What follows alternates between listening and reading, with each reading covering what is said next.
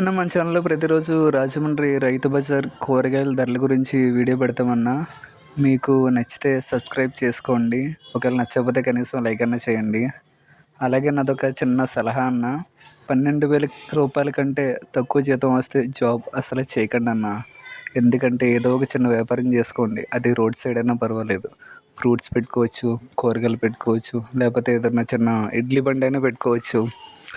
ఏదైనా ఫస్ట్ భయపడకుండా ధైర్యంగా మొదలుపెట్టండి. ఏదో ఒకటి అవుద్ది. అలా భయపడితే కూర్చుంటే ఇంకా మన జీవితం ముందుకు వెళ్తున్నా. తక్కువ జీతానికి అయితే నా ఉద్దేశం ప్రకారం జాబ్ చేయకండి అన్న. అది మనకి దేనికి యూజ్ అవ్వదు. ఏదో ఒక చిన్న వ్యాపారమే బెస్ట్.